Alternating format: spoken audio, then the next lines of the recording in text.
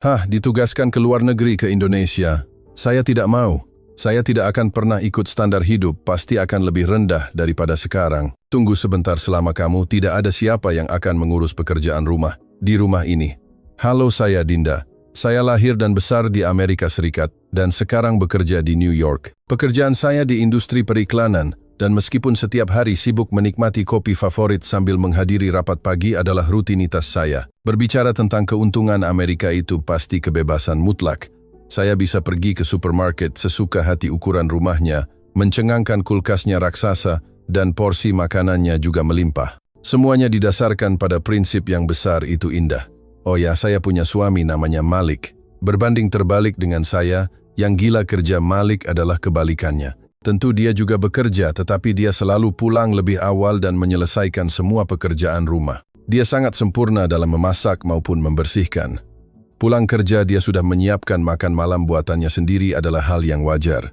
Sejujurnya saya tidak bisa membayangkan hidup tanpanya karena saya bahkan tidak begitu mengerti cara menggunakan oven. Saya merasa Malik hidup untuk mengakomodasi saya. Sekalipun dia mengeluh, saya tidak akan mendengarkannya. Jadi dia pasti sudah menyerah dan menganggap situasi tidak akan berubah. Dia akan berkata, "Caramu adalah yang terbaik, tetapi benarkah begitu?" Sudahlah, selama dia senang. Karena dia tidak mengeluh, saya tidak akan memikirkan detailnya. Jadi saat ini semua urusan rumah tangga dilemparkan ke Malik dan semuanya berjalan lancar. Tentu saja saya sendiri tidak punya keluhan.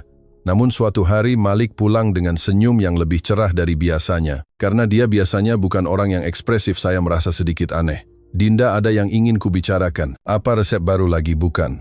Sebenarnya perusahaan menawarkan penugasan ke luar negeri." "Penugasan ke luar negeri? Kemana?" "Ke Indonesia." Indonesia? Indonesia yang di Asia itu?" Seketika pikiran saya kosong. Saya sama sekali tidak memiliki kesan baik tentang Indonesia. Bukan berarti saya tahu sesuatu yang spesifik tentang Indonesia. Tetapi mendengar kata Asia, saya langsung membayangkan tempat yang terjebak dalam tradisi yang menjerat orang-orang berdesakan di ruangan sempit dan terasa sumpek. Saya juga menduga makanannya hanyalah makanan jalanan yang aneh. Mungkin bukan negara di mana Anda bisa dengan lahap menyantap burger atau steak seperti di Amerika. Meskipun saya dengar teknologinya maju, saya selalu merasa New York pasti lebih canggih. Bisakah Anda bayangkan tinggal di ruangan sempit dan setiap hari hanya makan makanan ringan yang aneh? Sama sekali tidak mungkin. Indonesia. Kenapa harus ke tempat seperti itu? Tidak, aku tidak menyuruhmu pergi. Aku saja yang pergi. Malik, kenapa nada bicaramu sedikit dingin? Dia tidak terdengar seperti berharap saya ikut dengannya. Tentu saja saya juga tidak akan mengatakan saya ingin pergi. Hanya membayangkannya saja sudah membuat bulu kuduk berdiri. Sekali lagi tinggal di ruangan sempit dan setiap hari hanya makan makanan ringan yang aneh. Sama sekali tidak mungkin. Baiklah, biarkan Malik pergi dinas sendirian. Saat memikirkan hal itu, tiba-tiba saya menyadari satu hal. Jika Malik pergi ke Indonesia, akan ada satu hal yang sangat merepotkan. Tunggu sebentar, Malik. Selama kamu di Indonesia, bagaimana dengan rumah? Mau tidak mau, kamu harus melakukan semuanya, kan? Kurasa begitu. Bahkan dengan kemajuan teknologi, pekerjaan rumah tidak bisa dilakukan dari jarak jauh, kan? Kamu harus melakukannya. Tidak bisa. Kalau begitu kita pergi ke Indonesia. Bersama aku tidak akan pergi. Aku juga punya pekerjaan dan budaya Indonesia sangat berbeda dan standar hidup pasti akan menurunkan. Ketika saya menyatakan dengan jelas bahwa saya tidak ingin ikut Malik, dengan mudah mengalah. Dia tidak membantah sama sekali. Kami akan berpisah. Saya merasa dia sedikit dingin, tetapi saya agak menyukai sisi itu darinya. Daripada berdebat, dia akan diam-diam menjaga saya sampai saya menerimanya. Meskipun begitu, saya rasa Indonesia mungkin bukan tempat yang buruk. Rekan kerja saya ditugaskan di sana tahun lalu, dan dia bilang keamanannya sangat baik. Katanya pergi ke minimarket tengah malam pun aman. Tapi ini hanya katanya, saya sendiri belum memastikannya. Keamanan ya itu bagus, tapi itu bukan alasan bagiku untuk ingin pergi. Keamanan atau apapun, sistem keamanan Amerika sudah cukup, kan? Dan aku dengar makanannya sangat enak, terutama rendang. Katanya rasanya luar biasa. Katanya dibuat dari daging sapi segar yang hanya bisa dinikmati di Indonesia. Oh, ini lagi stereotip Asia yang mengatakan rendang itu enak. Tapi Malik tampaknya benar-benar mempercayai kata-kata rekannya. Cara dia berbicara seolah-olah dia sudah memiliki gambaran konkret tentang kehidupan di Indonesia di benaknya. Dan dari cara dia berbicara, dia tampak sangat menantikan kehidupan di sana. Saya berharap Malik menolak penugasan ke Indonesia karena saya tidak ingin melakukan pekerjaan rumah. Tetapi apapun yang saya katakan, dia terlihat bersemangat dan harus pergi. Jika kamu tetap ingin pergi, aku tidak bisa berbuat apa-apa. Tapi aku tidak akan pernah pergi. Daripada pergi ke tempat yang membuat hidup tidak nyaman, aku lebih baik mencari cara untuk menyelesaikan pekerjaan rumah sendiri. Saya memberitahunya seperti itu. Malik mengangkat bahunya dan berkata pelan, "Begitu ya, dia selalu tidak terlalu memaksa dalam situasi seperti ini. Begitulah keputusannya. Hanya pembagian kerja rumah tangga kami yang sedikit berubah. Saya pikir saat itu hidup saya tidak akan berubah." Pada akhirnya Malik dengan cepat pergi ke Indonesia. Di bandara sambil menarik koper dia berkata, "Segera hubungi aku jika ada sesuatu ya." Tapi hati kecilnya mungkin berkata, "Akhirnya aku bebas. Terserahlah, saya hanya perlu bertahan sekitar setahun. Saya akan mencari cara." Saat itu saya benar-benar berpikir begitu. Tapi kenyataan tidak semanis itu. Hari kedua setelah Malik pergi, saya langsung bermasalah dengan sarapan. Saya ingin memanggang roti tetapi saya tidak tahu cara menggunakan pemanggang roti. Saya mencoba mengatur tingkat pemanggangan, tetapi saya menekan terlalu banyak tombol dan yang keluar adalah sepotong roti gosong. Mau tak mau saya makan sereal, tetapi sarapan dengan susu dingin benar-benar tidak menggairahkan. Berikutnya adalah mencuci pakaian. Ini juga kegagalan besar. Saya asal saja memasukkan pakaian ke mesin cuci dan menekan tombol dan entah bagaimana mesin cuci mengeluarkan banyak busa dan tidak bisa berhenti. Ternyata ada alasan mengapa Malik biasanya mengukur jumlah deterjen dengan tepat. Melihat pakaian yang penuh busa, saya hampir saja menghubunginya untuk meminta bantuan, tetapi saya merasa tidak rela dan menahan diri. Dan musuh terbesar adalah sampah. Saya tidak tahu hari pengumpulan sampah. Jadi ketika saya melihat kantong sampah yang saya keluarkan, tidak bergerak sama sekali perasaan hampa itu. Hari pengumpulan sampah di Amerika hanya seminggu sekali, jadi sebelum diambil serambi menjadi seperti gunung sampah kecil. Astaga, sungguh merepotkan. Malik tidak ada. Saya di sini berantakan, tetapi yang membuat jengkel adalah Malik tampaknya bersenang-senang di Indonesia. Pesan yang dia kirimkan justru berisi betapa nyamannya hidup di Indonesia. Apa-apaan. Misalnya dia mengirimkan foto apartemennya. Saya pikir itu sempit. Ruang tamu mungkin lebih kecil dari dapur kami.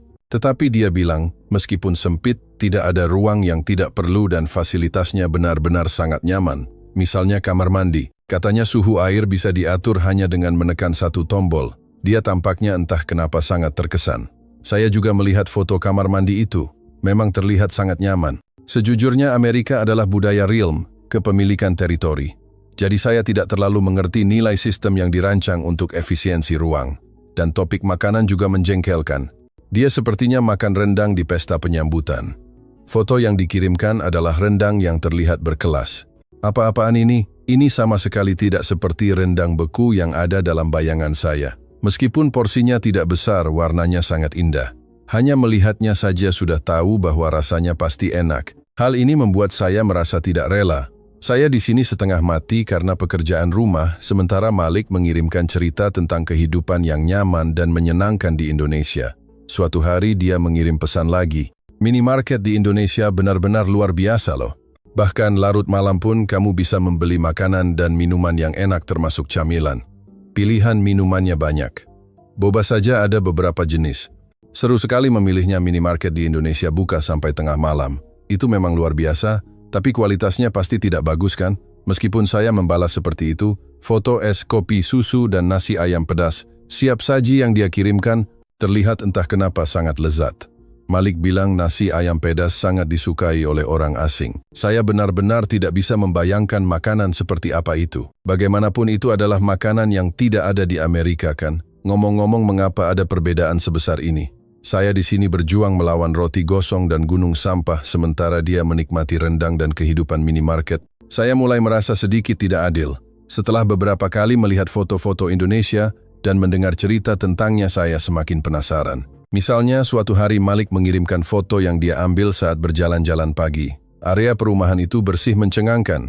Tidak ada sedikit pun sampah di jalan. Pohon-pohon pinggir jalan juga dipangkas rapi. Grafiti yang biasa terlihat di Amerika sama sekali tidak terlihat. Area perumahan di Indonesia sebersih ini, saya terkejut. Di Amerika, meskipun area perumahan bersih, kantong sampah berserakan di mana-mana adalah hal yang wajar, tetapi di sana sama sekali tidak ada. Juga satu kalimat yang dia ucapkan tanpa sengaja membuat saya penasaran. Jet spray, bidet di Indonesia, itu luar biasa loh. Klosetnya otomatis bersih. Kloset bersih. Apa maksudnya, perlukah hal seperti itu? Meskipun saya berpikir begitu mengingat kloset dingin di musim dingin di Amerika, saya merasa mungkin akan nyaman jika ada. Dan katanya toilet umum seperti di pusat perbelanjaan juga ada. Yang paling membuat saya kesal adalah topik minuman kekinian. Aku beli es kopi susu dalam perjalanan ke kantor. Ada banyak jenis dan bisa disesuaikan tingkat kemanisan dan esnya. Semuanya enak loh. Di Amerika, meskipun ada tempat yang menjual minuman pilihannya sedikit dan tidak mungkin bisa disesuaikan seperti itu. Tetapi di Indonesia, toko minuman ada di mana-mana. Jumlah dan jenisnya banyak. Bahkan ada minuman hangat. Ini adalah hal yang sama sekali tidak bisa saya bayangkan. Setiap kali Malik membicarakan hal-hal ini, saya mulai merasa bahwa Indonesia mungkin tidak seburuk itu. Tetapi untuk mengakuinya secara jujur, saya merasa tidak rela, dan saya, orang Amerika, saya tidak perlu pergi ke Indonesia. Saya terus mengingatkan diri sendiri, tetapi semakin saya berpikir, begitu semakin saya penasaran. Suatu hari ketika saya melihat foto matahari terbenam yang dia kirimkan, hati saya akhirnya goyah. Itu tampaknya adalah taman kecil. Di bawah cahaya merah dan oranye yang indah ada beberapa anak bermain. Gunung di latar belakang juga sangat indah. Saya merasakan dalam-dalam, ternyata Indonesia adalah negara yang begitu kaya dan indah alamnya. Pada saat itu muncul pikiran di benak saya. Saya ingin melihatnya. Sampai sekarang saya selalu menolak Indonesia untuk menjaga ketenangan pikiran saya, tetapi pada saat itu keinginan untuk pergi ke Indonesia dan melihatnya mengalahkan segalanya. Dan bukan hanya pemandangan. Yang paling saya pedulikan adalah dia terlihat benar-benar menikmati hidup di Indonesia. Tidak mungkin saya tidak ingin mencoba rendang jet spray, bidet dan kehidupan yang nyaman, bukan? Jadi saya memutuskan untuk pergi ke Indonesia. Begitu mengambil keputusan, saya langsung bertindak. Itu adalah moto hidup saya. Saya mengajukan izin kerja jarak jauh kepada perusahaan untuk sementara waktu menyelesaikan semua pekerjaan dokumen, lalu memesan tiket pesawat terdekat. Saya berkemas dan naik pesawat menuju Indonesia. Karena saya di sini kacau balau karena pekerjaan rumah tidak adil jika hanya Malik yang bersenang-senang kan? Rendang jet spray, bidet dan semacamnya, saya juga harus mengalaminya sendiri. Sesampainya di Indonesia, hal pertama yang mengejutkan saya adalah kebersihan stasiun MRT. Lantainya berkilauan, tidak ada sedikit pun sampah. Itu sangat berbeda dengan subway New York yang penuh sampah dan tikus. Selanjutnya saya naik MRT ke area kota Malik. Ini adalah kejutan lain. MRT tiba tepat waktu sesuai jadwal dan gerbongnya luas dan bersih. Di dalam kereta juga sepi dan penumpangnya sangat sopan. Subway Amerika benar-benar seperti bermain survival game setiap hari. Sesampainya di apartemen Malik, dia terkejut. "Kenapa kamu di sini? Aku sama sekali tidak dengar. Kamu akan datang tiba-tiba." Tapi saya memang ingin melihat ekspresi terkejutnya. Jadi ini berhasil kan? Apartemen tempat dia tinggal memang sempit seperti yang terlihat di foto, tetapi rasanya sangat nyaman untuk ditinggali. Hal ini membuat saya kesal. Yang paling mengejutkan saya adalah toilet dan kamar mandi. Toiletnya dilengkapi dengan jet spray, bidet yang melegenda, dan toilet serta kamar mandi dipisahkan menjadi 2 ruangan. Apakah ini normal di Indonesia? Saya tidak bisa menahan diri untuk bertanya. Malik berkata, hampir selalu begitu di Indonesia. Di Amerika toilet dan kamar mandi berada dalam satu ruangan adalah hal yang normal, jadi ini terasa baru. Kemudian kami pergi ke supermarket terdekat yang Malik suka kunjungi. Ini adalah serangkaian kejutan lagi. Kesegaran sayuran dan buah-buahan sangat luar biasa dan kemasannya indah. Hanya melihatnya saja sudah menyenangkan. Supermarket Amerika juga nyaman, tetapi saya belum pernah melihat penataan yang begitu detail dan indah. Malik merekomendasikan buah-buahan segar dan yang berwarna-warni seperti permata. Toko itu sendiri tidak sebesar di Amerika, tetapi ada banyak poster promosi. Dan berkeliling toko itu menyenangkan. Yang lebih mengejutkan saya adalah minimarket. Kami singgah dalam perjalanan pulang dari supermarket. Saya benar-benar ragu, apakah ini benar-benar minimarket? Variasinya sangat kaya. Sandwich dan makanan penutup tidak perlu dikatakan lagi, bahkan nasi kotak dan barang-barang umum juga tersedia lengkap. Dan para kasir tersenyum dan sangat ramah. Kasir minimarket di New York semua terlihat seperti cepat berikutnya. Tetapi di sini mereka mengucapkan, "Selamat datang." Sejujurnya tempat ini sangat nyaman hingga membuat saya terkejut. Tanpa sadar saya menemukan bahwa kehidupan di Indonesia lebih nyaman dari yang saya bayangkan. Meskipun sebelumnya saya sangat menolaknya, sekarang saya mulai menyukainya. Tapi saya belum sepenuhnya menerimanya loh. Saya punya harga diri. Setelah tinggal bersama Malik di Indonesia, saya terkejut menemukan bahwa dia telah sepenuhnya berintegrasi dengan kehidupan Indonesia. Dia akan memeriksa hari diskon di supermarket terdekat lalu berkata dengan bangga, "Hari ini sayuran murah loh." Pulang ke rumah dia tidak berbeda dengan saat tinggal di Amerika. Itu seperti di negaranya sendiri. Dia juga telah menemukan beberapa tempat langganan. Dia merekomendasikan sebuah warung soto ayam kepada saya. Kami pergi ke warung terkenal pada akhir pekan. Mungkin saat makan siang, antreannya sangat panjang. Malik bilang perputarannya cepat kok. Kami ikut mengantre. Meskipun rasanya seperti menunggu selama 30 menit itu juga penuh antisipasi jadi menunggu tidaklah buruk. Ketika giliran kami masuk warungnya kecil, tetapi uap dan aroma kuah rempah sangat menggoda. Saya menyesap kuahnya rasanya kaya dan tekstur mie-nya kenyal. Itu luar biasa. Sama sekali berbeda dengan mie instan yang saya makan di Amerika. Berbicara tentang makanan martabak dan gorengan di pasar malam juga cukup bagus. Martabak adalah kue manis tebal yang diolah dengan topping bebas. Gorengan adalah jajanan gorengan yang bisa dipilih sendiri. Rasanya gurih dan manis, bahannya meresap. Dan meskipun awalnya saya pikir tidak mungkin bisa makan sebanyak itu, karena bisa dikombinasikan dengan bebas, rasa puasnya tinggi. Selain itu, kami juga pergi ke pemandian air panas alami yang merupakan bagian dari budaya Indonesia. Itu benar-benar kejutan. Perasaan bebas di pemandian terbuka yang luas di penginapan pegunungan. Air panas dengan lembut membalut kulit dan rasanya seperti ruang yang dibuat khusus untuk penyembuhan. Setelah berendam, kulit terasa halus dan lembab. Susu yang diminum setelah berendam juga luar biasa. Kami juga berpartisipasi dalam kegiatan yang menunjukkan 4 musim Indonesia. Selama musim bunga bermekaran kami melihat pemandangan indah di puncak Bandung. Awalnya saya merasa sedikit canggung untuk duduk di atas tikar piknik, tetapi bekal yang dimakan di bawah pohon yang bermekaran sangat lezat. Pemandangan seindah ini tidak pernah kulihat di Amerika. Saya tidak bisa menahan diri untuk mengatakannya. Malik berkata dengan wajah bangga, "Benar kan?" Dengan demikian, melalui kontak dengan kehidupan Indonesia, secara bertahap muncul ruang di hati saya untuk menerima perbedaan dengan Amerika. Saya menyadari bahwa hidup yang bebas, bersemangat, dan penuh energi di Amerika itu bagus, tetapi hidup yang detail dan mengejar keseimbangan di Indonesia juga memiliki daya tarik lain. Tanpa sadar, hidup di Indonesia telah menjadi hal yang wajar. Bangun di pagi hari menggunakan toilet dengan jet spray, bidet pergi ke supermarket bersama Malik, dan memasak bersama. Hari-hari yang damai seperti itu tidak pernah terpikirkan di New York City. Indonesia awalnya terlihat ramai, tetapi sebenarnya adalah tempat yang sangat nyaman untuk ditinggali ya. Ketika saya mengatakan, itu Malik tertawa terbahak-bahak. Aku tidak pernah menyangka hari ini akan datang. Hal itu membuat saya sedikit kesal, tetapi saya benar-benar merasakannya. Hidup saya di Indonesia meskipun hanya sekitar setengah tahun telah menjadi rutinitas yang sulit saya lepaskan. Mampu mengatakan, meskipun berbeda dengan Amerika, Indonesia juga hebat adalah bukti pertumbuhan saya, bukan? Tapi setelah datang ke Indonesia, pekerjaan rumah masih sepenuhnya mengandalkan Malik. Bagaimana menurut Anda? Bahkan bagi teman-teman asing yang tidak terbiasa dengan budaya Indonesia, mereka dapat merasakan bahwa Indonesia adalah tempat yang nyaman untuk ditinggali. Itu benar-benar menyenangkan. Bagian mana dari Indonesia yang menurut Anda nyaman untuk ditinggali?